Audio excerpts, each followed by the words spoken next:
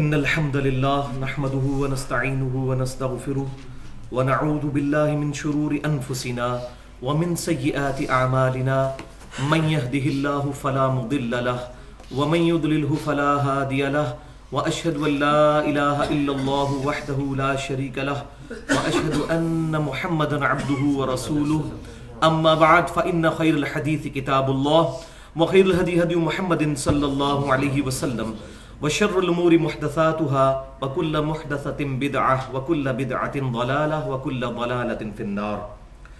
أعوذ بالله السميع العليم من الشيطان الرجيم من همزه ونفخه ونفثه. بسم الله الرحمن الرحيم.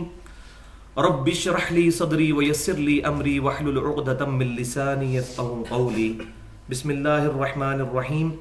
إن الله وملائكته يصلون على النبي يا أيها الذين آمنوا صلوا عليه وسلموا تسليما. اللهم صل على محمد وعلى آل محمد كما صليت على إبراهيم وعلى آل إبراهيم إنك حميد مجيد. اللهم بارك على محمد وعلى آل محمد كما باركت على إبراهيم وعلى آل إبراهيم إنك حميد مجيد.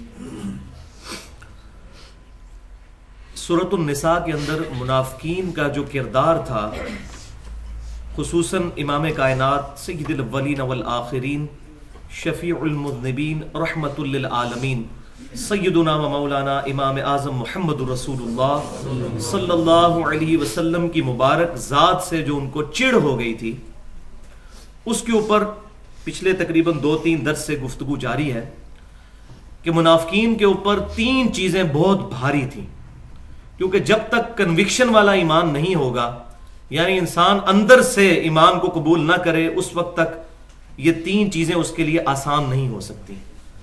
ان میں پہلی چیز امام کائنات صلی اللہ علیہ وسلم کی شخصی اطاعت، کہ یہ بھی دیکھنے میں ہماری طرح انسان ہے، ہم اس کے پیچھے کیوں چلیں. جس کو ایڈلر کی سائیکالوجی میں کہا جاتا ہے کہ ہر شخص کی یہ خواہش ہوتی ہے کہ ارج ٹو ڈومینیٹ، کہ میں کسی کے پیچھے کیوں چلوں، لوگ میرے پیچھے چلیں. یہ بھی ہماری طرح کا انسان ہے. حالانکہ ان کو یہ نہیں پتا تھا کہ وہ انسان ہونے میں تو ہماری طرح ہے، لیکن ایک بہت بڑا واضح فرق یہ ہے کہ اللہ تعالیٰ نے ان کو انسانوں میں سے پیغمبر کے طور پر چنا ہے، ان پر وہی نازل ہوتی ہے، اور وہ اپنی خواہش نفس سے کچھ نہیں کہتے، وہ وہی کہتے ہیں جو اللہ ان کو وہی فرماتا ہے. وَمَا يَنطِقُ عَنِ الْهَوَىٰ إِنْ هُوَ إِلَّا وَحْيٌ يُوحَىٰ.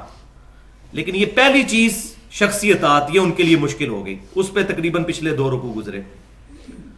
دوسری چیز ان کے لیے بھاری یہ تھی کہ قتال کرنا، اللہ کی راہ میں اپنی جان لٹانے کے لیے آمادہ کرنا اپنے آپ کو. اس کے لیے بھی کنوکشن والا ایمان چاہیے ہوتا ہے. اس پر پچھلی دفعہ میں نے بڑی ڈیٹیل کے ساتھ گفتگو کی تھی، اور اس میں جو پینڈولم کی 2 ایکسٹریمز ہیں اس پر بھی میں نے ایڈریس کیا تھا کہ ایک طرف وہ لوگ ہیں جو کہ قتال کو بالکل اہمیت نہیں دیتے، اسلام کے جز کے طور پر تو مانتے ہیں، لیکن جب قتال کی باری آتی ہے تو اور چکروں میں پڑ جاتے ہیں. اور پینڈولم کی دوسری ایکسٹریم پہ وہ لوگ ہیں، وہ بعض جہادی تنظیمیں ہیں جو اس قتال کی بنیاد پر مسلمانوں کی تکفیر کرتی ہیں،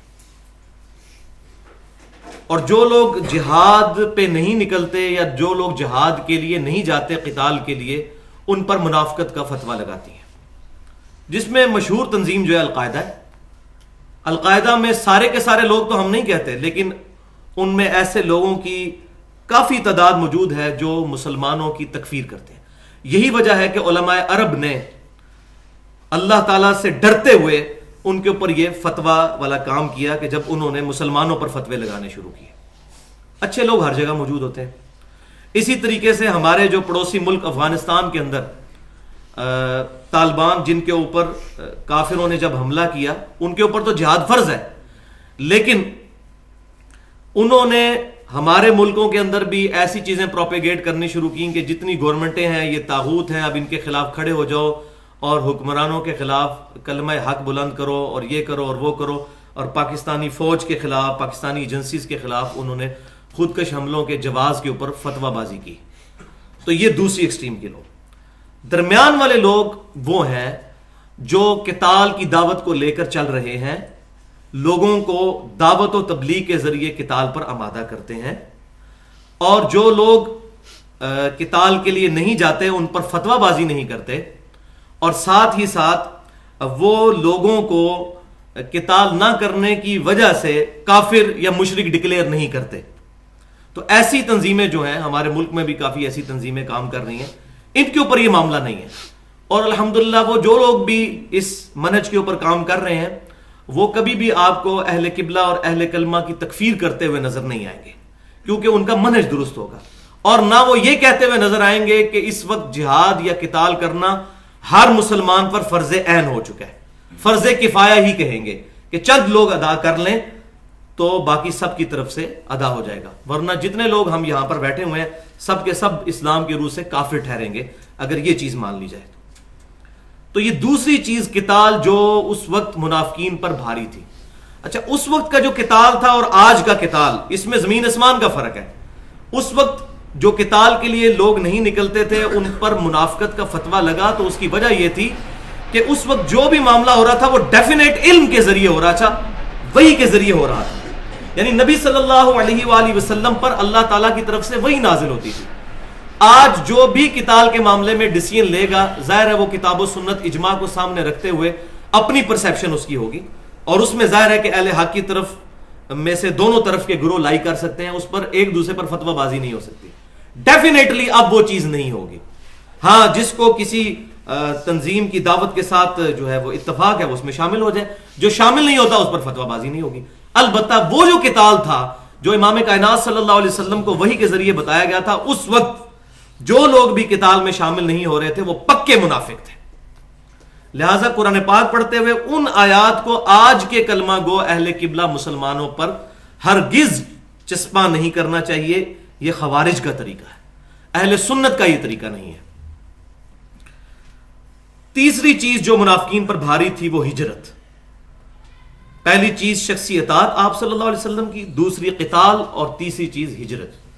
تو پہلی چیز جو ہے اس پر تقریباً پہلے 2 گھنٹے کے لیکچر ہو چکے، اور دوسرے کے اوپر بھی پچھلی دفعہ میں نے 35 منٹ کی تقریباً گفتگو کی جو علیحدہ سے ہمارے چینل کے اوپر اپلوڈ ہو چکی ہے قتال سے متعلق، کہ قتال کی اہمیت کیا ہے وہ میں نے ڈیٹیل سے بتایا تھا، اور موجودہ دور میں قتال کی بنیاد پر اہل قبلہ اور اہل کلمہ کی تکفیر کرنا، اس کی مذمت میں نے قرآن و سنت سے بیان کی تھی.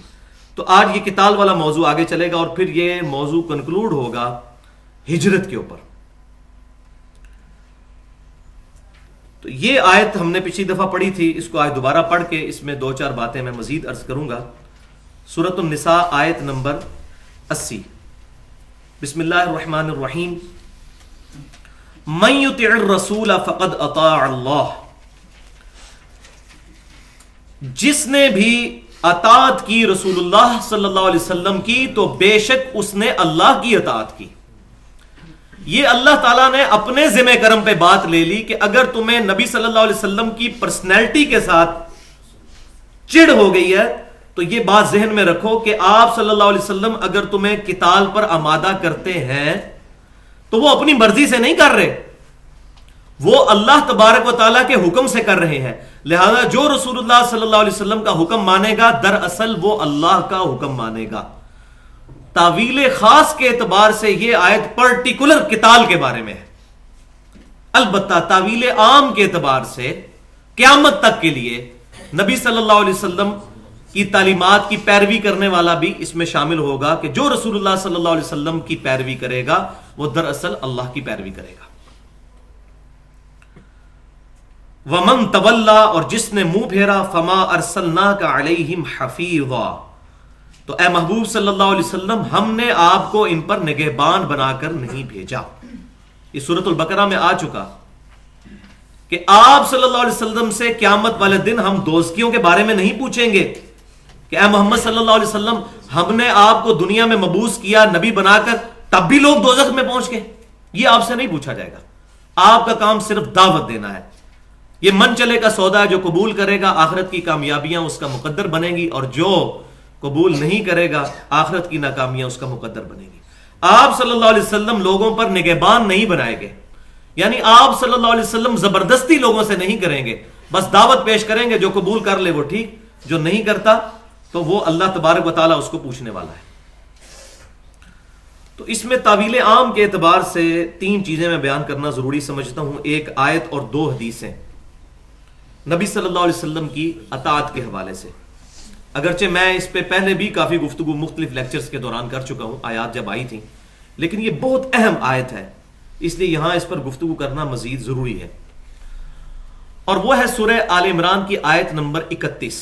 بسم اللہ الرحمن الرحیم، قل ان کنتم تحبون اللہ فاتبعونی یحببکم اللہ ویغفر لکم ذنوبکم واللہ غفور الرحیم۔ اے محبوب صلی اللہ علیہ وسلم، آپ فرما دیجئے کہ اگر تم اللہ سے محبت کرتے ہو تو پھر میری یعنی نبی صلی اللہ علیہ وسلم کی اتباع کرو، پھر اللہ تم سے محبت کرے گا، تمہارے گناہوں کو بھی معاف کر دے گا، اور اللہ تبارک و تعالی توبہ قبول کرنے والا، مہربانی فرمانے والا ہے۔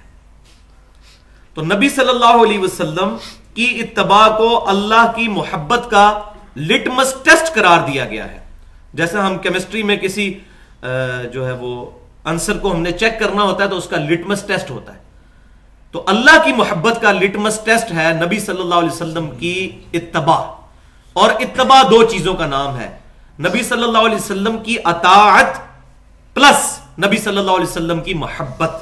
محبت کے ساتھ جو اطاعت کی جائے گی وہ ہوگی اتباع۔ تو بھائیو، اگر اللہ کی محبت کا تقاضا نبی صلی اللہ علیہ وسلم کی پیروی اور اتباع ہے تو اللہ کے محبوب صلی اللہ علیہ وسلم کی محبت کا تقاضا بدرجہ اولا آپ صلی اللہ علیہ وسلم کی پیروی ہوا۔ لہذا یہ جو بات خصوصاً اب ربیع الاول کا مہینہ جاری ہے، اس مہینے میں بھی جو اہل حق یہ بات بلند کرتے ہیں کہ نبی صلی اللہ علیہ وسلم سے سچی محبت آپ صلی اللہ علیہ وسلم کے نام پر نعرہ بازی کرنا نہیں ہے، بلکہ آپ صلی اللہ علیہ وسلم کی اطاعت اور اتباع اور پیروی کرنا ہے۔ تو یہ عین قرآن کے مطابق ہے یہ بات۔ دوسری چیز، ایک حدیث ہے جو صحیح بخاری کے اندر موجود ہے، نبی صلی اللہ علیہ وسلم نے ارشاد فرمایا، محمد فرق بین الناس، محمد صلی اللہ علیہ وسلم لوگوں میں حق اور باطل کے درمیان فرق ہے۔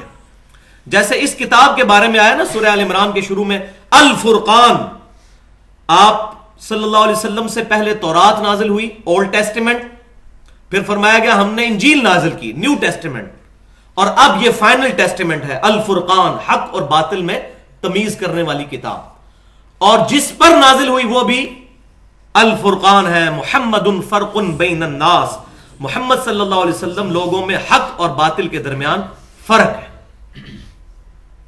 اسی لیے شیطان نے آپ صلی اللہ علیہ وسلم کی پرسنالٹی کو کنٹراورشل بنا دیا، اور آپ صلی اللہ علیہ وسلم کے مقابلے پر آپ صلی اللہ علیہ وسلم کی امت میں سے ہی آپ صلی اللہ علیہ وسلم کی نسبت کی آڑ پہ، آپ صلی اللہ علیہ وسلم کے ساتھ تعلق کی آڑ میں شخصیات کو کھڑا کیا، کسی نے 2 صدی میں، کسی نے 3 صدی میں، کسی نے 4 صدی میں، اور کرتے کرتے اب امت یہ خمیازہ بھگت رہی ہے کہ آپ کسی کو یہ پوچھیں کہ آپ کا امام کون ہے تو لوگ نبی صلی اللہ علیہ وسلم کا نام نہیں لیتے، اپنے اپنے بزرگوں کے نام لیتے ہیں۔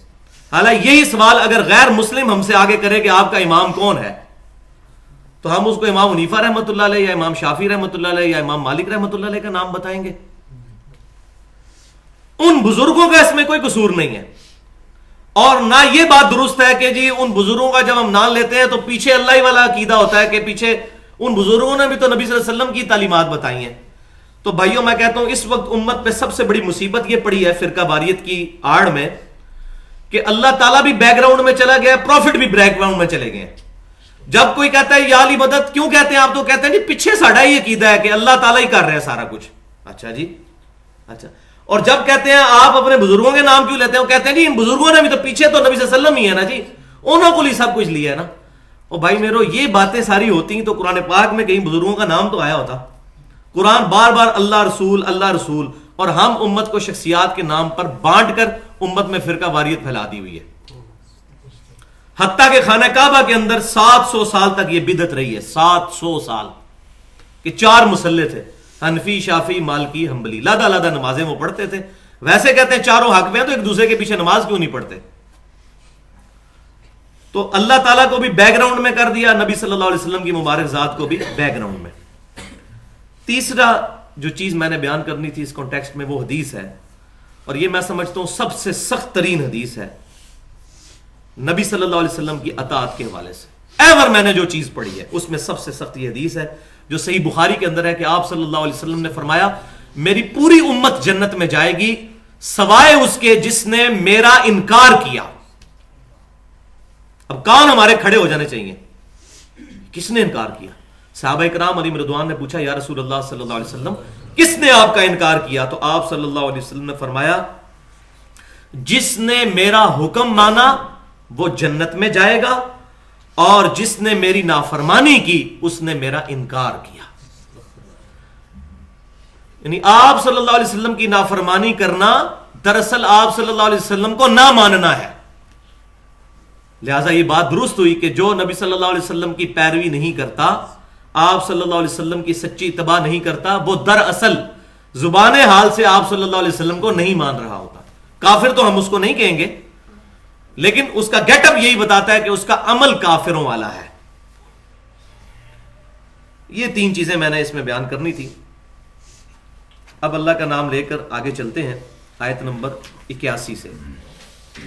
وَيَقُولُونَ طَاعَةٌ، اور یہ کہتے ہیں کہ ہم حکم مانتے ہیں. یعنی منافقین آپ صلی اللہ علیہ وسلم کے سامنے تو اقرار کرتے تھے کہ ہم آپ صلی اللہ علیہ وسلم کی پیروی کرتے ہیں.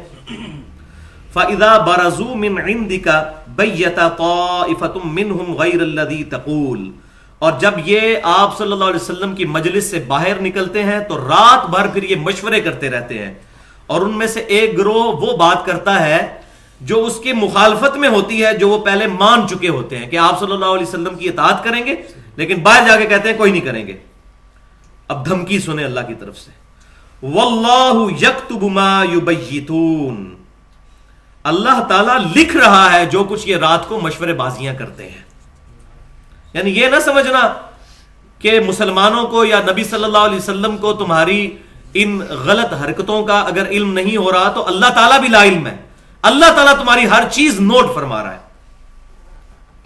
فَأَعْرِضْ عَنْهُمْ وَتَوَكَّلْ عَلَى اللَّهِ، تو اے محبوب صلی اللہ علیہ وسلم ان سے اعراض فرمائیے اور آپ اللہ ہی پر توکل کیجئے. یعنی ابھی موقع نہیں آیا، آپ کو انشاءاللہ غزوہ خیبر کے موقع پر موقع دیا جائے گا کہ ان یہودیوں کی اینٹ سے اینٹ بجائی جائے.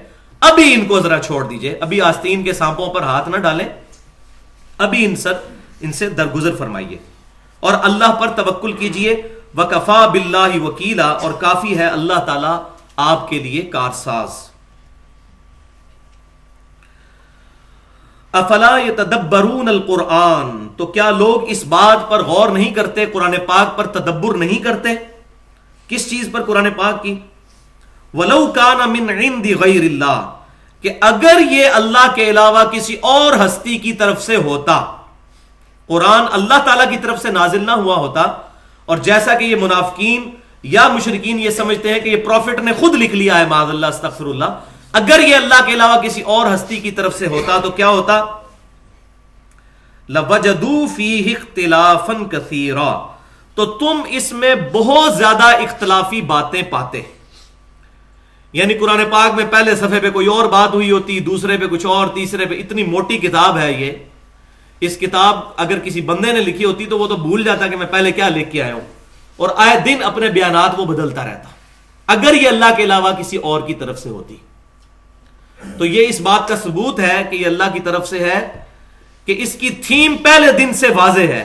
نبی صلی اللہ علیہ وسلم نے اگر پہلے دن یہ دعویٰ کیا تھا کہ یہ اللہ کی طرف سے نازل ہوئی ہے، اور قرآن پاک میں جو آیات نازل ہوئیں وہ تمام کی تمام اللہ تبارک و تعالیٰ کی طرف گائیڈ کرتی تھی، اور نبی صلی اللہ علیہ وسلم کو بیچ میں پیغمبر کے طور پر ڈیل کرتی تھی، تو آخری آیات نازل ہونے تک کہیں ایسا نہیں ہوگا کہ آپ صلی اللہ علیہ وسلم خود ڈیوینٹی کلیم کر دیں کہ میں ہوں اللہ. تو اللہ تعالیٰ فرما رہا ہے کہ یہ اس کتاب کے حق ہونے کی دلیل ہے کہ اس میں اختلاف کثیر نہیں پایا جاتا. اس کا یہ مطلب نہیں ہے کہ قرآن پاک سے لوگ اختلاف نہیں کرتے. قرآن کے اندر خود جو ہے وہ کنٹروورشل چیزیں نہیں ہے کہ ایک جگہ کوئی اور بات ہو رہی ہے، دوسری جگہ اور. یہ ہو سکتا ہے کہ ہماری سمجھ میں کہیں خرابی ہو تو وہ دونوں قسم کی آیات سامنے رکھ کر آپٹیمل سولوشن اس کا نکلے گا. یہ تو ہوگی اس پہ تعویل خاص کے اعتبار سے. اب طویل عام کے اعتبار سے اس کے اندر براڈر سینس کے اندر آپ جتنی چاہیں گفتگو کر سکتے ہیں. 1 گھنٹہ جو ہے وہ ہم اسی پہ گفتگو کر سکتے ہیں کہ دیکھیں اگر قرآن پاک کے شروع میں یہ بات آئی ہے نا، ایاک نعبد و ایاک نستعین، कैटेगोरिकल मेंशन, अल्लाह हम सिर्फ तेरी इबादत करते हैं और गायब में मदद सिर्फ तुझी से मांगते हैं। अब पूरे कुरान में या अली मदद कहीं नहीं आएगा, वरना इख्तिलाफ कसीर हो जाएगा। अब कहते हैं जी वो भी आयता पढ़ देना, तुसी भी आयता पढ़ दे हो, ये अक्सर आप सुनते होंगे जी, आप जिसके पास जाएं जी वो आयतें पढ़ता है। भाइयों इसका क्या मतलब है? कुरान पाक आपस में टकरा रहा होता है? नहीं, आयतें सारे पढ़ते हैं लेकिन आयात के साथ खिलवाड़ करते हैं और आम आदमी बड़ी आसानी के साथ पहुंच सकता है, मिसाल के तौर पर हक तक पहुंच सकता है। अगर एक कादियानी खत्म नबूवत वाला जो अकीदा है वो सिर्फ कादियानी उलमा से समझता रहेगा, उसको कभी खत्म नबूवत समझ आ सकती है? नहीं। इसी तरीके से एक बरेलवी, देवबंदी, अहले हदीस, शिया जब तक सिर्फ अपने अपने मौलवियों से ही बात पूछेगा और अपने मुखालफीन की बात नहीं सुनेगा, उसको कभी भी बात समझ नहीं आएगी। यह है असल मसला। अब लोग कहते हैं जी हम अपने मुफ्ती साहब के पास गए, उन्होंने तो हमें इतनी आयतें निकाल के बताई हैं जी, इतनी हदीसें दिखाई हैं जी बुखारी शरीफ से बगैर रफ़ा यदैन के। वो तो आप हमारे पास लेके आते हैं तो हम बताते हैं कि क्या आपके मौलवी ने आपके साथ धोखा किया है। फिर जब दोबारा जाते हैं मुफ्ती कहते हैं अली नहीं मिलना, हूं तुसी अली से नहीं मिलना, ये होता है। फिर तो ये जो भी बंदा तहकीक के मैदान में उतरा है, किसी से बात सुने फिर मुखालफीन के पास भी जाए कि आप क्यों कहते हैं, ये वाज़ेह लिखा है कुरान पाक में या अली मदद, आप क्यों नहीं मानते? फिर वो आपको बताएंगे कि ये क्या मतलब है इन आयात का, जिसमें हमारा पूरा रिसर्च पेपर है दुआ सिर्फ अल्लाह ही से, जिस पे डिटेल के साथ ये चीजें एड्रेस की गई हैं। तो कुरान पाक में कोई इख्तलाफ नहीं है। इसी तरीके से ये पूरी की पूरी कायनात अल्लाह ताला का फेल है, यानी अल्लाह तबारक व ताला की वजह से ये प्रोड्यूस हुई, अल्लाह के अमर कुन की वजह से चीजें बनी। और कुरान पाक अल्लाह ताला का कौल है, अल्लाह का कलाम है। दुनिया में भी कोई इंसान जिसके कौल और फेल में तजाद हो उसको मुनाफिक कहा जाता है, झूठा कहा जाता है। कुरान पाक अल्लाह का कौल और ये पूरी कायनात अल्लाह का फेल, लिहाजा कुरान और इस कायनात के जो हकायक हैं जो कुरान ने बयान किए, इसमें कभी इख्तलाफ नहीं होगा। यही वजह है कि एस्टेब्लिश साइंस जो एस्टेब्लिश हो चुकी है, हाइपोथेसिस या थ्योरीज की बात नहीं मैं कर रहा, कोई भी एक चीज एस्टेब्लिश साइंस की इस कुरान के खिलाफ नहीं है। और क्यों होगी? कुरान अल्लाह का कलाम और कायनात अल्लाह ताला का फेल, अल्लाह के कौल और फेल में तजाद नहीं हो सकता। हां, हमें समझना है ये लादा बात है, और जैसे जैसे साइंस तरक्की करती चली जाती है चीजें एस्टेब्लिश हो ही जाती हैं। मिसाल के तौर पर 1929 से पहले तक पूरी दुनिया का यही कॉन्सेप्ट था कि ये कायनात हमेशा से है। वो तो हबल ने टेलीस्कोप के जरिए जब गैलेक्सीज को देखा कि ये एक दूसरे से सियारे दूर जा रहे हैं, तमाम सितारे एक दूसरे से दूर जा रहे हैं, फिर उसने तहकीक की तो रिजल्ट पे पहुंचा कि एक बिग बैंग, और ये पूरी एक हिस्ट्री है जिसको मैंने डिटेल के साथ अपने लेक्चर में बयान किया है। आप लोग जरूर वो लेक्चर यूट्यूब पे भी और हमारी वेबसाइट जो है ahlesunnatpak.com उस पर देखें। Who is Allah in the light of latest scientific research, अल्लाह कौन है जदीद साइंसी हकायक की रोशनी में। तो 1.25 घंटे की ये गुफ्तगू है उर्दू के अंदर, उसमें ये डिटेल के साथ बातें मैंने अल्हम्दुलिल्लाह बताई हैं। तो अल्लाह के कौल और फेल के अंदर कोई तजाद मौजूद नहीं है। और इस आयत से एक और बात यह भी पता चली कि कुरान पाक पर गौर व तफक्कुर भी करना है। यह नहीं है कि एक बंदे ने कुरान से आयत पढ़ दी और अपनी मतलब का उसको जामा पहना दिया तो अब आप कहें जी आ गया जी, कुरान के अंदर आ गया, अलिफ लाम मीम आले मोहम्मद, ये तर्जमा कर देते हैं बाल लोग, अलिफ लाम मीम आले मोहम्मद, आज ही पता चल गया जी कुरान में आले मोहम्मद लिखा हुआ है। तो इस तरीके से नहीं करना, तदब्बुर करना है, मुख्तलिफ लोगों की बातें सुननी है, उसके बाद खुद भी अपनी अकल इस्तेमाल करनी है। जो सूरह बनी इसराइल की आयत नंबर 36 में आया, वला तकफु मा लैसा लका बिही इल्म, ऐ इंसान किसी ऐसी चीज की पैरवी मत कर जिसके बारे में तेरे पास इल्म नहीं है। इन्न सम्अ वल बसरा वल फुआद कुल्लु उलाइका काना अन्हु मसूला, बेशक जो तुझे कान दिए, आंखें और अकल दी, तुझसे पूछा जाएगा इन 3 अज़ा के बारे में कि तूने इन 3 अज़ा को इस्तेमाल करके हक तक पहुंचने की कोशिश क्यों नहीं की। ये 3 अज़ा तो खुद भी अपनी अकल इस्तेमाल करनी है। और ये अल्लाह ताला का कुरान में वादा है, वल्लज़ीना जाहदू फीना लनहदियन्नहुम सुबुलना, सूरतुल अनकबूत की आखिरी आयत। जो लोग हमारी राह में कोशिश करेंगे हम अपनी राहें उनके लिए खोल देंगे। व इन्नल्लाह मअल मुहसिनीन, और बेशक अल्लाह ताला नेकोकारों के साथ है। जो नेक नीयति के साथ अल्लाह की राह का सफर इख्तियार करे اللہ تبارک و تعالیٰ اس کو راہ حق تک ضرور پہنچائے گا. سیدنا سلمان فارسی رضی اللہ تعالیٰ عنہ آتش پرست تھے. یہودی علماء کے پاس بیٹھے، یہودیت اختیار کر لی. مزید تحقیق کی، عیسائی علماء کے پاس بیٹھے، عیسائیت قبول کر لی. پھر انہوں نے کہیں سے سنا کہ آپ صلی اللہ علیہ وسلم نے دعوی نبوت کیا ہے، مکے میں آئے، آپ صلی اللہ علیہ وسلم کی خدمت میں حاضر ہو کر اسلام قبول کر لیا. تو تڑپ اگر ہوگی تو انسان اتنی دور سے اتنے مذاہب بدلتے ہوئے بھی حق تک پہنچ جائے گا.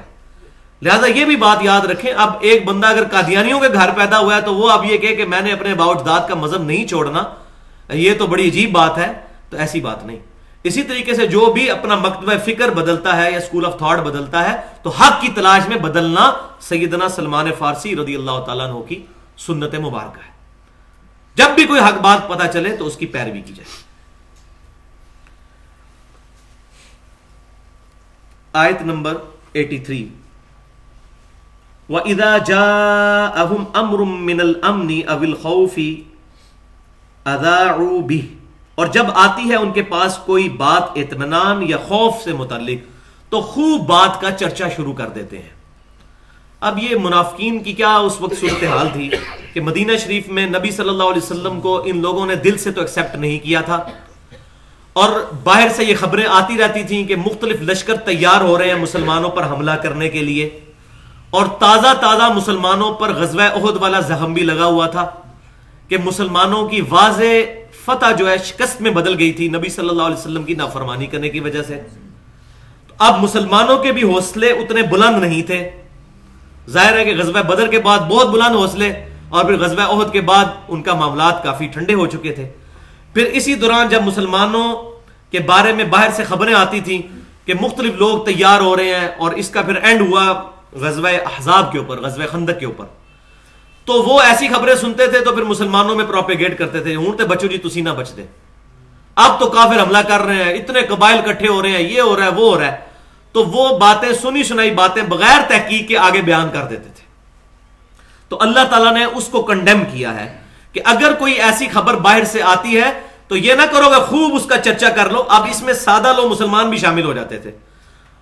مطلب ہر زمانے میں ایسے مسلمان بھی رہے ہیں جن بیچاروں کا انٹلیکچوئل لیول اتنا نہیں ہوتا تھا کہ وہ چیزوں کو جج کر سکیں. ایون صحابہ کرام میں بھی سارے تو پڑھے لکھے اور سمجھدار لوگ نہیں تھے، سادہ لوگ مسلمان بھی موجود تھے. تو اللہ تعالیٰ فرما رہا ہے یہ صحابہ کرام کو بھی اور منافقین کو بھی کہ اگر تمہیں کوئی اس طرح کی خبر پہنچتی ہے تو اس کا چرچا نہ کیا کرو، بلکہ کیا کیا کرو، وَلَوْ رَدُّوهُ إِلَى الرَّسُولِ وَإِلَىٰ أُولِي الْأَمْرِ مِنْهُمْ، تو بہتر کیا تھا کہ یہ اگر لوٹا دیتے اس بات کو رسول اللہ صلی اللہ علیہ وسلم کی طرف اور ان میں سے جو اولو الامر تھے، ان کے حکمران تھے، جو قبیلوں کے سردار تھے، ان کی طرف اس بات کو لوٹا دیتے. لَعَلِمَهُ الَّذِينَ يَسْتَنبِطُونَهُ مِنْهُمْ، تو جان لیتے اس خبر کی حقیقت ان لوگوں سے جو کہ نتیجہ اخذ کر سکتے ہیں باتوں میں سے، جو استنباط کر سکتے ہیں. یہ وہی لفظ دیکھ لیں، يَسْتَنبِطُونَهُ، یعنی جو خبروں کو سن کر آئیڈیا لگا سکتے ہیں کہ یہ بات دشمنوں کی اڑائی ہوئی ہے یا واقعی اس میں حقیقت ہے، ان لوگوں سے فیصلہ کروانا چاہیے. اس وقت خصوصاً یہودیوں کے اندر یہ چیزیں جو پھیل گئی تھیں، تو یہودیوں کے دو قبیلے جو مسلمان ہو چکے تھے، اوس اور خزرج. اوس اور خزرج، اوس کے سردار جو تھے وہ سعد بن معاذ رضی اللہ تعالیٰ عنہ تھے، اور خزرج کے جو تھے وہ سعد بن عبادہ رضی اللہ تعالیٰ عنہ. تو فرمایا جا رہا ہے اگر تمہیں کوئی ایسی خبر پہنچتی ہے مسلمانوں جو نیو مسلمز ہو، اور منافقین بھی وہ انہی میں چھپے ہوئے تھے، پتہ تو کسی کو نہیں تھا، تو تم اس بات کو اپنے سردار کی طرف لوٹاؤ، رسول اللہ صلی اللہ علیہ وسلم کی طرف لوٹاؤ، اہل علم کی طرف لوٹاؤ جو کہ معاملہ فہمی کر سکتے ہیں، استنباط کر سکتے ہیں. اور اگر یہ کام جو تم کر رہے ہو اس کی وجہ سے اللہ تبارک و تعالیٰ تم پر وبال فرمانا چاہتا تو کیا ہوتا؟ وَلَوْلَا فَضْلُ اللَّهِ عَلَيْكُمْ وَرَحْمَتُهُ، اور اگر اللہ کا فضل اور رحمت نہ ہوتی تم پر، یہ جو تم نے حرکتیں کی ہیں افواہیں پھیلانے والی، لَتَّبَعْتُمُ الشَّيْطَانَ إِلَّا قَلِيلًا، تو تم میں سے اکثریت شیطان کی پیروی کر لیتے سوائے چند لوگوں کے. یہ تو اللہ کا فضل ہوا ہے کہ یہ معاملات بگڑے نہیں ہیں جو افواہیں جو ہیں پھیلنا شروع ہو جاتی تھی. یہاں وہ بات بھی یاد رکھیں، صحیح مسلم میں حدیث ہے کہ نبی صلی اللہ علیہ وسلم نے فرمایا کسی شخص کے جھوٹا ہونے کے لیے یہی بات کافی ہے کہ ہر سنی سنائی بات کو بغیر تحقیق کے آگے بیان کرتے. اسی طریقے سے صحیح مسلم کے مقدمے میں یہ سیدنا ابن مسعود رضی اللہ تعالیٰ عنہ کا قول بھی موجود ہے کہ بعض اوقات شیطان انسانی شکل میں اتر کر کوئی بات یا حدیث بیان کرتا ہے کسی مجمع میں، اور وہ بات عام ہو جاتی ہے. جب مجمع چھٹ جاتا ہے تو لوگ بات کرتے ہیں کہ یہاں کوئی بزرگ آئے تھے، وہ حدیث بیان کر رہے تھے، اور وہ شیطان ہوتا ہے. لہذا تحقیق کرنا بہت ضروری ہے. اسی وجہ سے محدثین رحمہ اللہ نے بڑی تحقیق کے ساتھ سند کا اعتبار کرتے ہوئے صحیح اور ضعیف احادیث کو الگ کر کے احادیث کے مجموعے تیار کیے. اسی طریقے سے سورۃ الحجرات کے اندر تو یہ بات اپنے ایپکس کو پہنچے گی کہ یا ایھا الذین آمنوا ان جاءکم فاسق بنبأ فتبینوا، اے ایمان والو اگر کوئی فاسق تمہارے پاس خبر لے ہی آئے اس کی تحقیق کر لیا کرو. ایسا نہ ہو کہ تم لا علمی میں کسی قوم کو نقصان پہنچا بیٹھو اور بعد میں شرمندہ ہو جاؤ، پریمپٹیو رائٹ رکھتے ہوئے کہ ہمیں جو ہے وہ خطرہ تھا اس لیے ہم نے ان پر حملہ کیا، حالانکہ وہ افواہ تھی. اچھا، اب جو لوگ دعوت اور قتال کے میدان میں جڑے ہوئے ہیں نا، انہی کو یہ باتیں سمجھ آئیں گی. جن کا پریکٹیکل کوئی اس معاملے میں ایکسپیرینس نہیں ہے نا، ان کے لیے تو پھر قرآن پاک یہ ساری چیزیں سمجھنا مشکل ہوگی. تو قرآن پاک اسی کو سمجھ آتا ہے صحیح جو دعوت و تبلیغ کے کام میں لگا ہوا ہوتا ہے، اس کو بھی پھر اسی طرح کی چیزوں سے گزرنا پڑتا ہے. اب یہاں یہ جو آیت ہے کہ اولل الامر کی طرف اور ان لوگوں کی طرف لوٹاؤ کہ جو باتوں کو استنباط کر سکتے ہیں، اس کو بنیاد بنا کر بعض لوگوں نے وہ تقلید کو ثابت کیا ہے، اور وہ کہتے ہیں دیکھیں جی ہم لوگ قرآن حدیث سے ڈائریکٹ تو علم حاصل کر ہی نہیں سکتے، لہٰذا کسی بھی امام کا مقلد ہو جانا چاہیے اور یہ ہونا چاہیے اور وہ ہونا چاہیے. حالانکہ اس آیت کا بالکل کانٹیکسٹ ہی ڈیفرنٹ ہے. اس آیت کا کانٹیکسٹ طویل خاص کے اعتبار سے قتال کے بارے میں اور جہاد کے بارے میں ہے. البتہ ہم اس بدعتی گروہ کی طرح نہیں ہے جو قرآن پاک کی آیات کو مخصوص کر دیتا ہے، جی آیات کافروں کے بارے میں، بتوں کے بارے میں نہیں. قرآن پاک رولز کی بک ہے، جسے فٹ اس کو گفٹ، جس پر فتویٰ لگتا چلا جائے گا ان آیات کا ان پر فٹ ہوتی چلی جائیں گی. تو طویل عام کے اعتبار سے ہم بھی یہ بات مانتے ہیں کہ اہل علم کی طرف چیز لوٹانی چاہیے، لیکن اہل علم کو کسی خاص شخصیت کے ساتھ مخصوص نہیں کر دینا چاہیے. مثال کے طور پر ایک بندہ کہتا ہے جی میں امام حنیفہ رحمۃ اللہ علیہ کا مقلد ہوتا ہوں، اب چاہے پوری دنیا کے امام مجھے بتائیں کہ مدینہ شریف حرم ہے، بخاری اور مسلم کی 70 حدیثیں مجھے بتائیں کہ مدینہ شریف حرم ہے، میں نے نہیں ماننا کیونکہ امام حنیفہ مدینے کو حرم نہیں مانتے تھے. تو یہ بہت بڑا ظلم ہے. یہ میرا خیال ہے امام حنیفہ رحمۃ اللہ علیہ کو بھی یہ بات پتہ چلے قیامت والے دن تو ان کو بھی اللہ کی بارگاہ میں اس معاملے میں شرمندگی اٹھانی پڑے کہ لوگ میرے نام کے اوپر اتنی جرت کر رہے تھے نبی صلی اللہ علیہ وسلم کی مبارک ذات کے اوپر. تو اہل علم کی طرف فاسألوا اہل الذکر ان کنتم لا تعلمون، اہل علم کی طرف رجوع کرو اگر تمہیں علم نہیں ہے. اور یہ چیز فکس نہیں ہے، یہ قیامت تک کے لیے. آج جو مسائل ہیں وہ امام حنیفہ، امام شافعی، امام مالک کے خوابوں میں بھی نہیں آئے ہوں گے. ویڈیو کیمرے کا مسئلہ، انتقال خون کا مسئلہ، کتبین پہ نماز کا مسئلہ، ریل گاڑی میں نماز، جہاز میں نماز کا مسئلہ، اعضاء کی پیوند کاری کا مسئلہ، ہزاروں مسائل اس دور کے ہیں جو اس وقت نہیں تھے. تو یہ جو اجتہاد اور قیاس ہے، استنباط کرنا، یہ قیامت تک جاری ہے. ہاں اہل علم کریں گے، اہل علم کی مختلف آراء سامنے آئیں گی، جو بات آپ کو کتاب و سنت کے قریب لگتی ہے آپ اس کو ایکسپٹ کر لیں، لیکن اس کو فکس نہ کریں کہ ہم اس کی بات مانیں گے اور کسی کی نہیں مانیں گے. اگر دوسرے کی کوئی بات اچھی لگتی ہے تو وہ مان لیں، لیکن یہ قیاس اور اجتہاد قرآن سنت اجماع کے بعد ہوگا.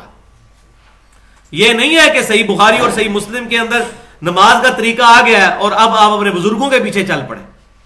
کتاب اللہ، سنت اور اجماع کے بعد جو المصنف ابن ابی شیبہ میں صحیح سند کے ساتھ سیدنا عمر فاروق رضی اللہ تعالیٰ عنہ کا قول ہے انٹرنیشنل نمبرنگ کے مطابق کتاب البیوع چیپٹر میں 22,990 جو یہاں پر لکھا ہوا ہے اشارتاً کہ سیدنا عمر رضی اللہ تعالیٰ عنہ نے فرمایا جب بھی کوئی مسئلہ درپیش ہو پہلے کتاب اللہ میں دیکھو، کتاب اللہ میں نہ پاؤ تو پھر سنت رسول میں دیکھو صلی اللہ علیہ وسلم، سنت رسول صلی اللہ علیہ وسلم میں نہ پاؤ تو پھر تم اسے امت کے اجماع میں دیکھو، اور امت کے اجماع میں بھی نہ ملے پھر اس کے بعد تم اجتہاد یا قیاس کرو. مقلد نہیں انہوں نے فرمایا اجتہاد کرو. وہ ہر بندے کا اجتہاد ڈیفرنٹ ہوگا اپنے حالات دیکھتے ہوئے. تو استنباط کرنا یہ کتاب و سنت کی تعلیمات کے عین مطابق ہے. اسی لیے امام بخاری رحمۃ اللہ علیہ نے صحیح بخاری کے اندر کتاب العلم چیپٹر میں ایک پورا باب باندھا ہے کہ اللہ تعالیٰ جس کے ساتھ بھلائی کا ارادہ فرماتا ہے اس کو دین کی فقہ عطا فرما دیتا ہے. ہم فقہ کو مانتے ہیں, فقہ کہتے ہیں انگلش میں ٹرو انڈرسٹینڈنگ, اردو میں صحیح سمجھ بوجھ. فقہ کو مانتے ہیں لیکن کسی خاص بندے کی فقہ کو نہیں, جس کی بھی فقہ کتاب و سنت اجماع سے میچ کرے گی اور مخالفت میں نہیں ہوگی, ان سے استفادہ کریں گے. تو فقہ اسلام کا مین رکن ہے, فقہ کو ہم مانتے ہیں.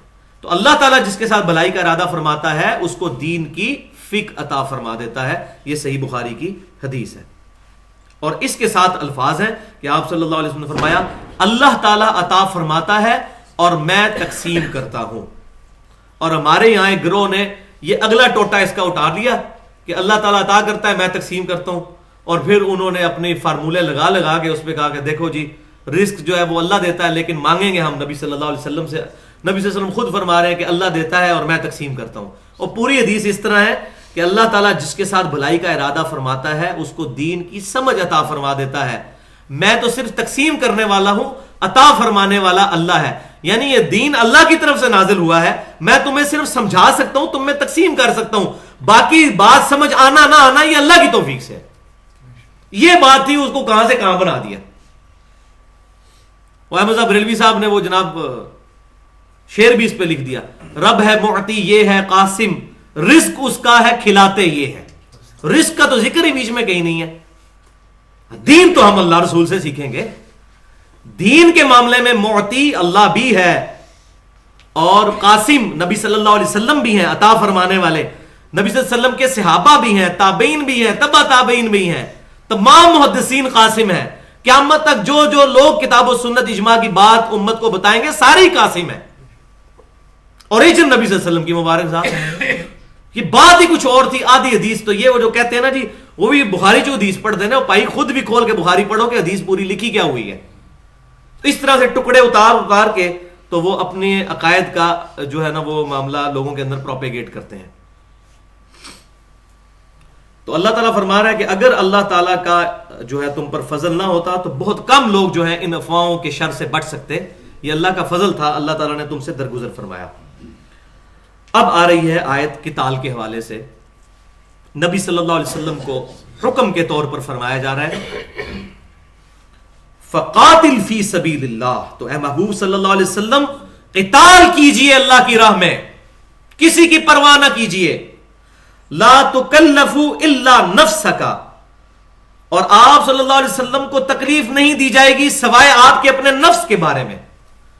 یعنی اگر آپ کے قتال پر ابھارنے کے باوجود آپ صلی اللہ علیہ وسلم کا کوئی ساتھی قتال میں شامل نہیں ہوتا تو آپ کو نہیں پوچھا جائے گا. آپ کی اپنی جان کا معاملہ ہوگا کہ آپ نے خود اس پر استقامت اختیار کرنی ہے. ہم باقیوں کا بوجھ آپ پر نہیں ڈالیں گے, باقیوں کو اللہ تعالیٰ نبڑ لے گا, لیکن ہر بندہ اپنے اعمال کا بوجھ خود اٹھائے گا. اور دیکھیں کس قدر اس میں تحریر ہے قتال کے اوپر کہ نبی صلی اللہ علیہ وسلم کو بھی فرمایا جا رہا ہے کہ آپ صلی اللہ علیہ وسلم نے کسی کی پرواہ نہیں کرنی. یہی وجہ ہے کہ صحیح بخاری میں آتا ہے اور صحیح مسلم میں بھی موجود ہے, جب منکرین زکوٰۃ جو تھے انہوں نے زکوٰۃ دینے سے انکار کیا تھا تو تقریباً تمام صحابہ نے سیدنا ابوبکر صدیق کو یہی مشورہ دیا تھا کہ یہ باقی چیزیں تو اسلام کی مانتے ہیں, آپ ان سے قتال نہ کیجئے. تو سیدنا ابوبکر صدیق رضی اللہ تعالیٰ عنہ نے فرمایا کہ جو شخص نبی صلی اللہ علیہ وسلم کے مبارک زمانے میں اونٹ کے ساتھ ایک رسی بھی دیتا تھا, آج وہ اونٹ دے اور رسی نہیں دے گا زکوٰۃ کے طور پر, میں اس کے خلاف بھی قتال کروں گا. جو نماز میں اور زکوٰۃ میں فرق کرے گا اس کے خلاف میں قتال کروں گا. اور باقی کتابوں میں پھر ڈیٹیل ملتی ہے کہ جب صحابہ کرام علیہم رضوان کی ہمتیں تھوڑی سی پست ہوئی اس مسئلے میں, سیدنا عمر فاروق رضی اللہ تعالیٰ عنہ کے سینے پہ گھونسا مارا سیدنا ابوبکر نے اور کہا کہ اے عمر, جب کافر تھا بڑا دلیر تھا, اسلام لا کے بزدل ہو گیا. اللہ کے نبی صلی اللہ علیہ وسلم کی دین کی دھجیاں بکھیری جائیں اور میں زندہ ہوں, ایسا نہیں ہو سکتا. مجھے مدینے کے اطراف کے بھیڑیے بھی اٹھا کے لے جائیں نا, میں اکیلا جا کے اللہ کی راہ میں قتال کروں گا. تو یہ اسی آیت سے میں سمجھتا ہوں انہوں نے اجتہاد کیا کہ اے نبی صلی اللہ علیہ وسلم آپ اپنی جان کے معاملے میں اللہ کے حضور اپنے آپ کو قتال کے لیے پیش کیجئے. ان کو چھوڑ دیں, آپ ان کو صرف دعوت دیں گے, مان گے ٹھیک, نہیں مانیں گے آپ سے آپ کی جان کے بارے میں بھی پوچھا جائے گا آپ نے اللہ کے حضور قتال کیوں نہیں کیا. میں نے پہلے بھی عرض کیا تھا، قتال اسلام کا سمم بونم ہے. جو ایمینول کانٹ کی فلسفی جس کو پوری دنیا میں مانا جاتا ہے، اس نے کہا ہے کہ ہر فلسفے میں ایک ہائیسٹ گڈ ہوتا ہے. اچھائیاں تو کافی ہوتی ہیں، ایک سب سے بڑھ کر اچھائی، اس کو وہ کہتا ہے سمم بونم. تو اسلام کا سمم بونم، ہائیسٹ گڈ کیا ہے؟ قتال. اس سے بڑی کوئی چیز نہیں ہو سکتی کہ کوئی شخص اپنی جان جو سب سے زیادہ عزیز ہوتی ہے انسان کو، وہ ہتھیلی پر رکھ کر صرف اللہ کی رضا کی خاطر میدان جنگ میں اتر آئے. اور یہاں کوئی بیچارہ قتال کے لیے نکلتا ہے تو اس کے اوپر عجیب طریقے سے آوازیں کسی جاتی ہیں کہ اس کا دماغ خراب ہو گیا ہے، ابھی تو اس کی شادی بھی نہیں ہوئی، ابھی شادی شدہ ہے، اس کے بچے چھوٹے چھوٹے ہیں. تو معاملہ یہ ہے کہ بھائیوں، جو بندہ اللہ کی راہ میں نکلا اس کے بارے میں ایسے کومنٹس پاس نہ کیجئے، بلکہ اللہ کے حضور دعا کیجئے، اے اللہ جس طرح کا ایمان تو نے اس کو عطا فرمایا کہ یہ اپنے مسلمان بھائیوں کی نصرت کے لیے دوسرے ملک پہ جانے کے لیے تیار ہو گیا اور اپنے رب کے حضور اپنی جان پیش کرنے کے لیے تیار ہو گیا، اور اس کا یہ عمل میری طرف سے بھی فرض کفایہ ادا ہو جائے گا. میں فائنینشلی اس کو سپورٹ کر سکتا ہوں، ایتھیکلی اخلاقی طور پہ سپورٹ کر سکتا ہوں، وہ کروں، بجائے اس کے کہ میں اس کو کنڈیم کرنا شروع کروں. کیوں کہ معاملہ بڑا سخت ہے. عین ممکن ہے کہ اللہ تبارک و تعالی اس پر اس معاملے میں اس طرح کا سٹانس اختیار کرنے کی وجہ سے اس پر عطا فرما دے، کیونکہ کسی شخص کے دل کا حال ہم نہیں جانتے، اس کے اندر اس وقت اللہ کے لیے کس طرح کی محبت جاگزی ہے وہ ہم کسی بندے کے بارے میں فیصلہ نہیں کر سکتے. لیکن اس کا دوسرا رخ میں نے پچھلی دفعہ بھی بیان کیا تھا کہ ساتھ ہی ساتھ جو تنظیمیں قتال میں شامل ہیں ان کو بھی یہ چاہیے کہ جن ایجنسیز کے ساتھ مل کر وہ قتال کا کام کر رہی ہیں ان ایجنسیز کو بھی اس بات کے اوپر آمادہ کریں کہ یہ نہ ہو کہ یہاں سے ہماری عوام الناس جا کے وہاں شہید ہو رہی ہو قتال کے میدان میں، اور ہمارے فوجی جن کو پیسے دے کر بھرتی کیا گیا ہے قتال کے لیے یہاں بیٹھ کے انڈیا کی فلمیں دیکھ رہے ہوں. ایسا بھی نہیں ہونا چاہیے. تو یہ لوگ جو اس وقت ان جہادی تنظیموں کے مرہون منت ہیں قتال کے حوالے سے، تو یہ اس وقت سٹرونگر پوزیشن میں ہے کہ ان کو اس بات پر آمادہ کریں کہ پاکستان کے اندر ود ان پاکستان جو بے حیائی کیبل نیٹ ورک کی وجہ سے پھیلی ہوئی ہے اور انڈیا کے چینل یہاں پر بے حیائی پہ مبنی دیکھے جا رہے ہیں، ان کو بند کیا جائے. تو تصویر کے دونوں رخ ساتھ لے کر چلنے چاہیے. تو فرمایا جا رہا ہے محبوب صلی اللہ علیہ وسلم قتال کیجئے اللہ کی راہ میں، آپ پر صرف آپ کی جان کا معاملہ ہوگا. وَحَرِّضِ الْمُؤْمِنِينَ، اور ابھارے مومنین کو قتال پر ابھارے، ان کو قتال کے فضائل سنائیں، قتال کی اہمیت بتائیں تاکہ وہ بھی قتال پر آمادہ ہوں. عَسَى اللَّهُ أَن يَكُفَّ بَأْسَ الَّذِينَ كَفَرُوا، ان قریب تعجب نہیں ہے اس بات میں کہ اللہ تعالی کافروں کا زور توڑ دے. اور وہ زور ٹوٹا. پھر اس کے بعد غزوہ خندق ہوئی 5 ہجری کے اندر، مسلمانوں کا انہوں نے گھیراؤ کیا، لیکن الٹیمیٹلی اللہ تعالیٰ نے مسلمانوں کو فتح عطا فرمائی. اس کے بعد 6 ہجری کے اندر صلح حدیبیہ ہو گیا، وہ بھی مسلمانوں کی فتح تھی. 7 ہجری کے اندر غزوہ خیبر ہوا، یہودی جو ہے وہ ملیہ میٹ ہوئے، اور 8 ہجری کے اندر فتح مکہ ہو گیا، اور ٹوٹل عرب میں پھر ریولوشن آ گئی. 9 ہجری کے اندر آپ صلی اللہ علیہ وسلم غزوہ تبوک کے لیے گئے، اور انٹرنیشنلی جو ہے وہ مسلمانوں کا رعب قائم ہو گیا. 1.5 لاکھ کی فوج لے کر دنیا کی سب سے بڑی رومن امپائر عرب کی سلطنت کی سرحد پر کھڑی ہوئی تھی، اور نبی صلی اللہ علیہ وسلم 30,000 جانساروں کا لشکر لے کر، وہ پوری ڈیٹیل آئے گی پھر سورہ التوبہ کے اندر، وہاں پر پہنچے. اور وہ بندہ جو روم کا جو سربراہ تھا کیسر روم، وہ سرحد چھوڑ کر بھاگ گیا اور مسلمانوں کے ساتھ معاہدہ کرنے پر مجبور ہو گیا. اور میں کہتا ہوں کاش وہ جنگ ہو جاتی غزوہ تبوک والی، تو اس وقت ٹوٹل ریولوشن آ جاتی. اس نے بڑی سمجھداری سے کام لیا. اس نے کہا یہ کوئی عام پرسنالٹی نہیں ہے، ان سے اگر ہم ٹکرا گئے تو پھر ہم بچ نہیں سکتے. حالانکہ 1.5 لاکھ کی فوج اور سامنے صرف 30,000 صحابہ کرام، اور ان کی حالت بھی کیا تھی، کئی لوگوں کے پاؤں میں جوتیاں بھی نہیں تھی. وہ واحد موقع تھا جب اللہ تعالیٰ کی طرف سے یہ اناؤنسمنٹ ہوئی کہ اب جو قتال میں نہیں نکلے گا وہ پکا منافق ہے. الا یہ کہ کوئی بیمار ہو یا کوئی ایسا معاملہ ہو. یہ واحد موقع تھا جس پر تمام مسلمانوں پر قتال کو فرض قرار دیا گیا تھا. جیسی بھی حالت میں ہے انہوں نے نکلنا ہے. تو اللہ تعالیٰ فرما رہا ہے قریب ہے کہ اللہ تعالیٰ کافروں کا زور توڑ دے. واللہ اشد بأسا واشد تنکیلا، اور اللہ تعالیٰ کی گرفت بہت سخت ہے، نیز وہ سزا دینے میں بھی بہت سخت ہے. اب دو آیات کے اندر دو اہم ترین چیزیں اسلامی تمدن کی آ رہی ہیں، اور وہ ہے کہ کسی شخص کی فلاح و بہبود کے لیے، کسی مسلمان بھائی کی اصلاح کے لیے، کسی مسلمان بھائی کی مصیبت اور پریشانی دور کرنے کے لیے ایفرٹ کرنا، ایک یہ چیز. اور دوسرا مسلمانوں میں سلام کو عام کرنا. جب بھی کوئی مسلمان دوسرے مسلمان سے ملے تو اس کو سلامتی اس پر بھیجے، السلام علیکم ورحمۃ اللہ وبرکاتہ. یہ دو چیزیں جو ہیں ان کے اوپر گفتگو ہوگی. من یشفع شفاعۃ حسنۃ یکن لہ نصیب منہا، جو کرے گا سفارش اچھی ہوگا، اچھی سفارش کرے گا، ہوگا اس کے لیے بھی اس میں اس کا حصہ. یعنی اگر کسی مسلمان نے اچھے کام کے معاملے میں کسی کی سفارش کی اور وہ اچھا کام ہو گیا تو اس کا ثواب اس مسلمان کو بھی ملے گا. اور دوسرا سائملٹینیس کنٹراسٹ کیا ہے؟ وَمَن يَشْفَعْ شَفَاعَةً سَيِّئَةً، اور جو کوئی کرے گا بری شفاعت، کسی برے معاملے میں کسی کی سپورٹ کرے گا، يَكُن لَهُ كِفْلٌ مِّنْهَا، تو اس کے لیے بھی اس کا بوجھ، اس کا حصہ بھی اس پر بھی ہوگا. وَكَانَ اللَّهُ عَلَى كُلِّ شَيْءٍ مُقِيتًا، اور اللہ تعالیٰ ہر چیز پر قدرت فرمانے والا ہے. ہر چیز اللہ کے قبضہ قدرت میں ہے. جس نے اچھے کاموں میں ساتھ دیا، کسی کی سفارش کی، اس کو ثواب ملے گا، اور جس نے برے کام میں کی اس کا وبال بھی اس پر ہوگا.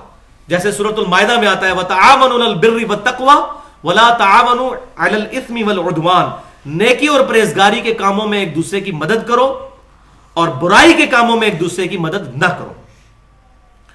اب یہاں پر ایک اہم ترین گفتگو میں کرنا ضروری سمجھتا ہوں، کیونکہ یہاں دو چیزیں استعمال ہوئی ہیں، شفاعتن حسنتن اور شفاعتن سیئتن.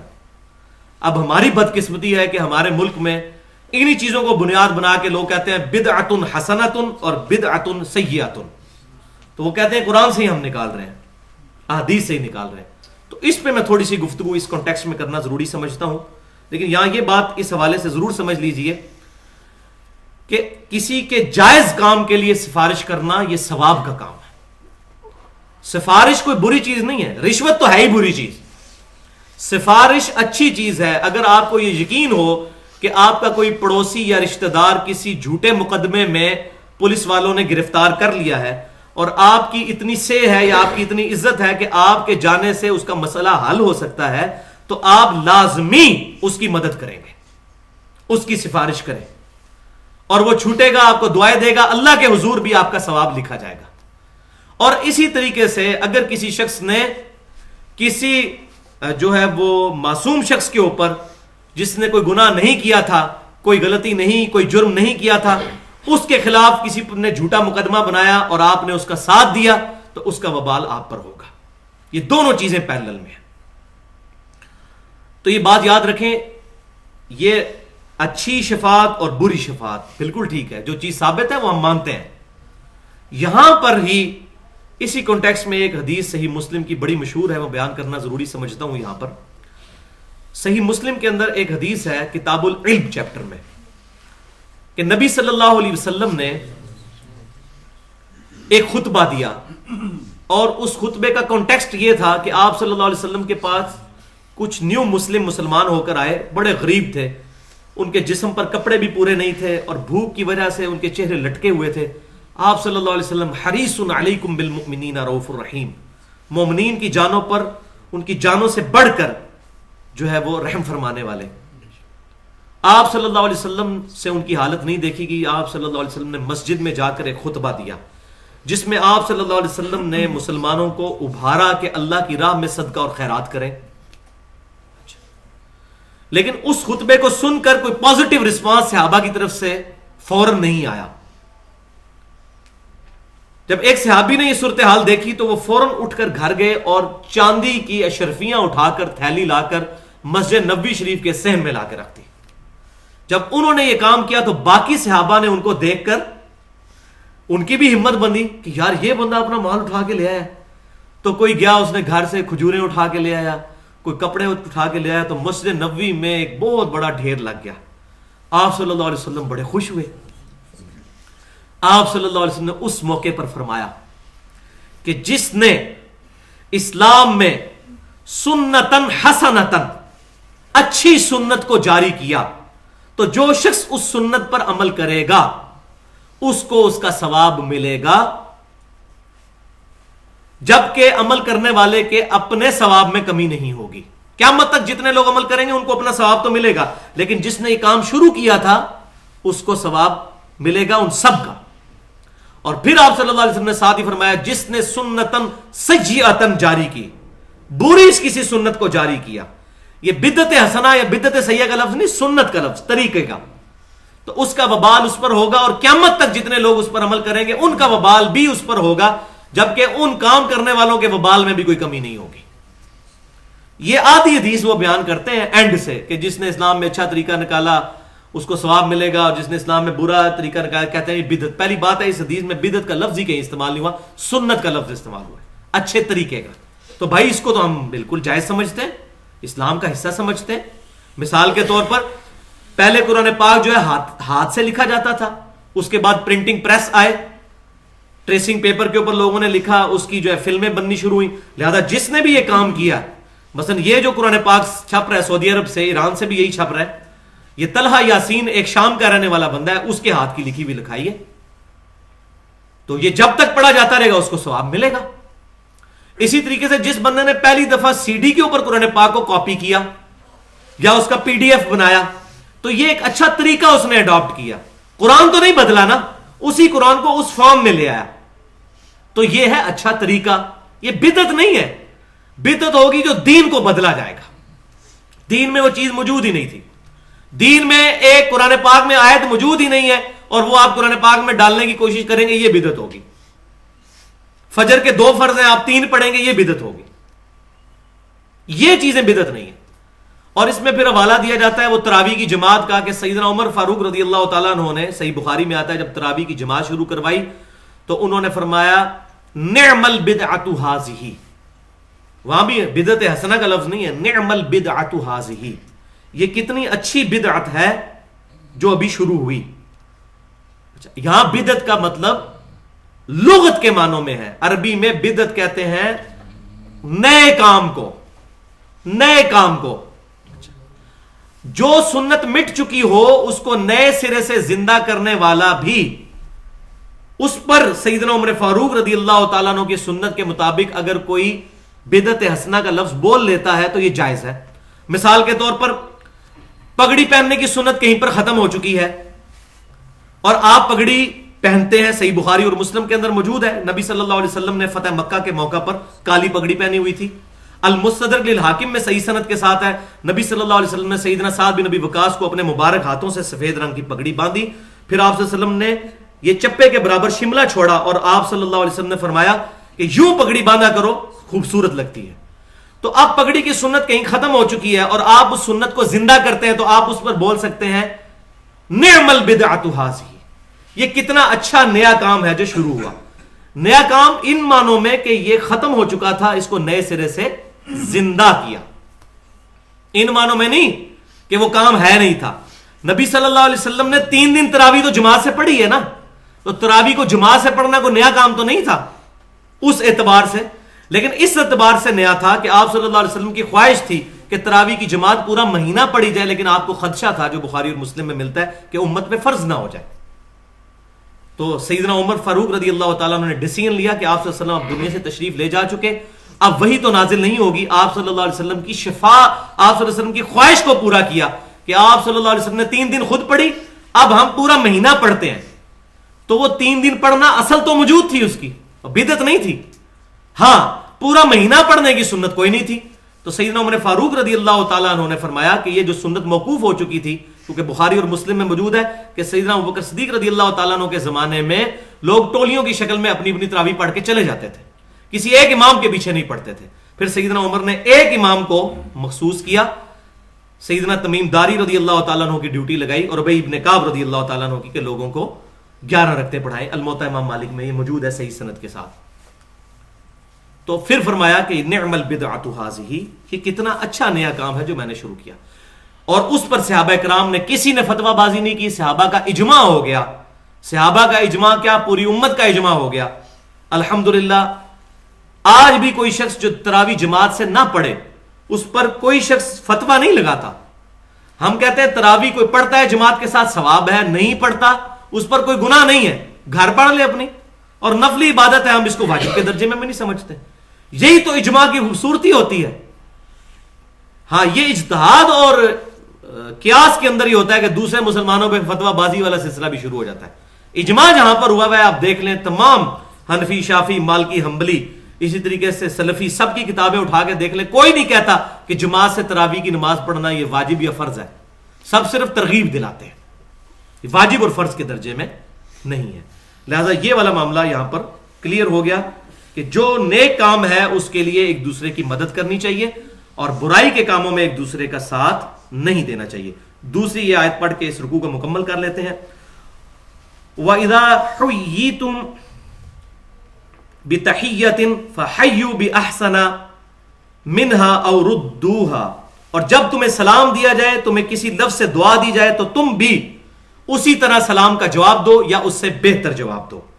یعنی کوئی کہتا ہے السلام علیکم تو آپ کہیں السلام علیکم ورحمۃ اللہ. وہ آگے حدیث میں بيان کرتا ہوں. ان اللہ کان علی کل شیء حسیبا، بے شک اللہ تعالی ہر چیز کا حساب لینے والا ہے. اللہ لا الہ الا ہو، اللہ ہی ہے کہ اس کے سوا کوئی اور معبود نہیں. لیجمعنکم الی یوم القیامہ، وہ ضرور تمہیں جمع فرمائے گا قیامت والے دن. لا ریب فیہ، جس میں کوئی شک نہیں. ومن اصدق من اللہ حدیثا، اور اللہ تعالیٰ سے بڑھ کر اپنی بات میں سچا کون ہو سکتا ہے. اللہ ضرور جمع فرمائے گا.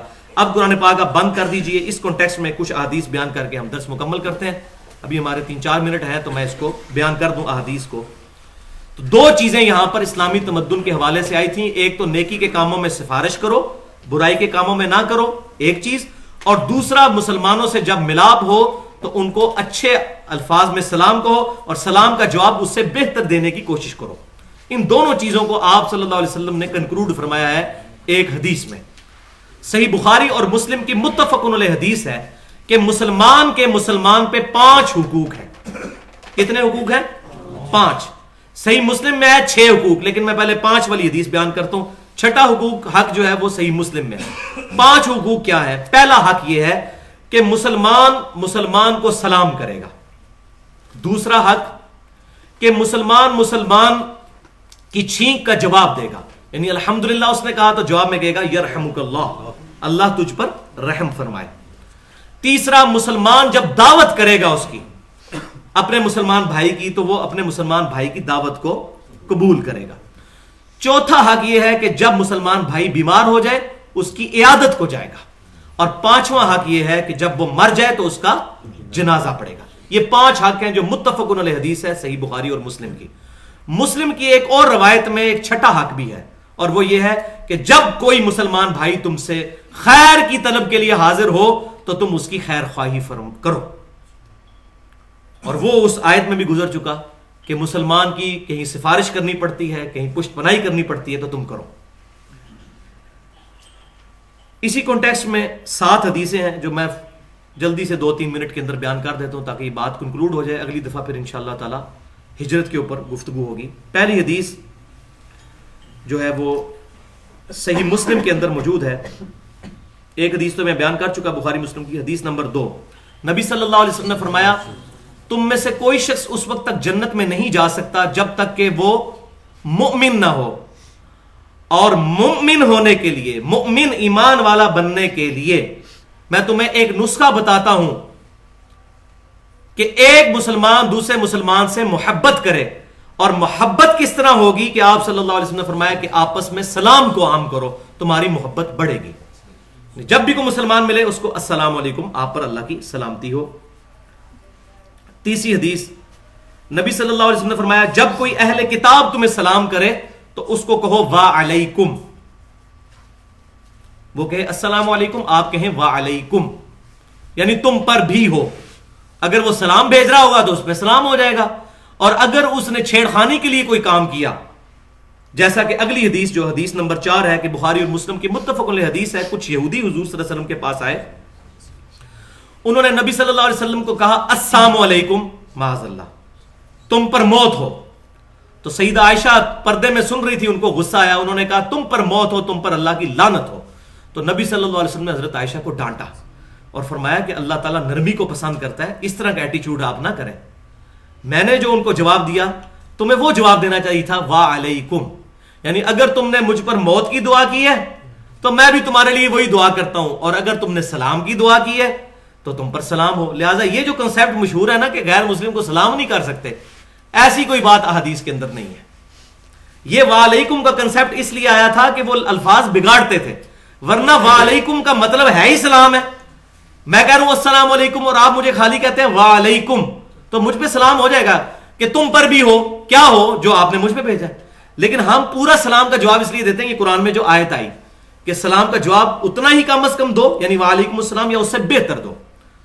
اور اس کا ثبوت کیا کہ نبی صلی اللہ علیہ وسلم کا گزر جو ہے وہ، یہ حدیث جو ہے وہ صحیح بخاری اور مسلم کے اندر متفق علیہ حدیث ہے کہ نبی صلی اللہ علیہ وسلم کا گزر ایک مجلس سے ہوا جہاں کچھ مسلمان تھے، کچھ بت پرست تھے اور کچھ یہودی بیٹھے ہوئے تھے. تو آپ صلی اللہ علیہ وسلم نے ان کو سلام کہتے ہوئے کہا السلام علیکم. یہ حدیث اس چیز کا ثبوت ہے کہ جہاں مسلمان اور غیر مسلم مشترکہ طور پر بیٹھے ہوں اور وہاں پر سلام میں پہل بھی کی جا سکتی ہے. ورنہ ایک دوسری حدیث ہے بخاری اور مسلم کی کہ نبی صلی اللہ علیہ وسلم نے فرمایا کہ اہل کتاب کو سلام کرنے میں پہل نہ کرو، لیکن یہ اس صورت میں ہوگا جب صرف اہل کتاب بیٹھے ہوں گے. جب مکس گیدرنگ ہوگی تو آپ السلام علیکم میں پہل کریں گے، اور وہ سب کو کر رہے ہوں گے. ظاہر ہے حضور صلی اللہ علیہ وسلم نے جب مشترکہ طور پر فرمایا تو سب پر ہے. تو وہ بعد لوگوں نے ڈاکٹر ذاکر نائک کے اوپر یہ اعتراض کیا تھا کہ وہ ہندو اور سارے سکھ عیسائی سامنے بیٹھے ہوتے ہیں اور وہ کہتا ہے I welcome all of you with the Islamic greetings السلام علیکم، تو کہتے ہیں یہ تو غیر مسلموں کو سلام کرتا ہے. تو یہ مولویوں کے بیچاروں کی سمجھدانی بڑی چھوٹی ہوتی ہے، انہوں نے بس جتنی حدیثیں سنی ہوتی ہیں اتنی. یہ جو حدیث بخاری مسلم کی ہے کہ بت پرست بیٹھے ہوئے ہیں، یہودی بیٹھے ہوئے ہیں، نبی صلی اللہ علیہ وسلم نے اور صحابہ بیٹھے ہوئے ہیں، سب کو مشترکہ کہا السلام علیکم. یہ آپ صلی اللہ، یہ حدیث مولوی نہیں آپ کو بتائے گا کیونکہ اس نے اپنا مطلب نکالنا ہوگا. تو یہ بات آپ سمجھ لیں. اچھا، چھٹی حدیث اس کانٹیکسٹ میں وہ جامعہ ترمذی اور سنن ابی داؤد کے اندر ہے کہ نبی صلی اللہ علیہ وسلم بیٹھے ہوئے تھے، ایک صحابی آئے، انہوں نے کہا السلام علیکم، تو آپ صلی اللہ علیہ وسلم نے فرمایا 10 نیکیاں لکھی گئی. تھوڑی دیر بعد ایک اور آئے، انہوں نے کہا السلام علیکم ورحمۃ اللہ، ایک لفظ ایڈ کیا. آپ صلی اللہ علیہ وسلم نے فرمایا 20 نیکیاں لکھی گئی. پھر ایک تیسرے صحابی آئے، انہوں نے کہا السلام علیکم ورحمۃ اللہ وبرکاتہ، تو آپ صلی اللہ علیہ وسلم نے فرمایا 30 نیکیاں لکھی گئی. یہ صحیح حدیث ہے. اور آخری صحیح حدیث الموطا امام مالک میں وجد امیز حدیث ہے. یقین کریں میرا دل خوش ہو گیا یہ حدیث پڑھ کے. سنی تو تھی لیکن مجھے یہ نہیں تھا پتا یہ صحیح سند کے ساتھ ہے.